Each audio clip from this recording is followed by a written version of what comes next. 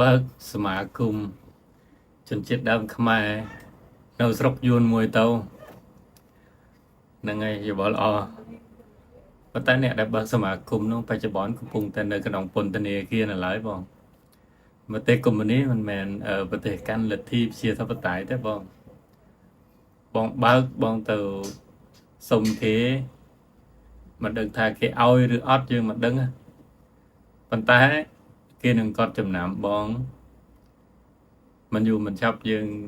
ដេកនៅក្នុងពន្ធនាគារហ្នឹងឯង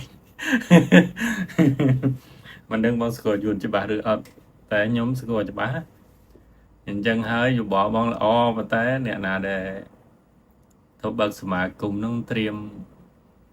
នៅពន្ធនាគារហើយđóត្រៀមទុកដាក់ឲ្យពន្ធកូនចៅហើយអស់ទៅហ្នឹងហើយបងដែលលឺសូខ្មែរក្រមណាមានសមាគមនៅស្រុកយួនឬក៏នៅកម្ពុជាក្រមទេអត់មានទេ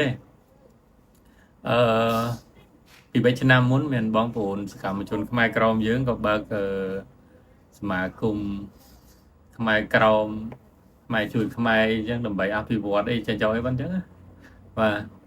ឃើញមាន logo មានអីត្រឹមត្រូវដែរតែបានមួយរយៈក្រោយឥឡូវគាត់ជាប់គុកបាត់ហើយអត់ទាន់ចេញផងហ្នឹងហើយអញ្ចឹងហើយ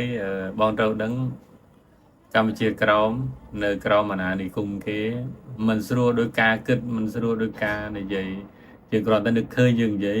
តែទៅនិយាយបានប៉ុន្តែបើធ្វើពន្ធនាគារនៅចាំយើងហើយទី2ហ្នឹងគឺមានន័យថានៅពេលជាប់ពន្ធនាគារគេចង់ដាក់បងទោសប្រហែលឆ្នាំគឺប្រហែលឆ្នាំហ្នឹងហើយអត់មានមេធាវីការពារក្តីអត់មានអីទាំងអស់ណាបាទសូម្បីតែសាច់ញាតិមិនបានទៅចូលស្ដាប់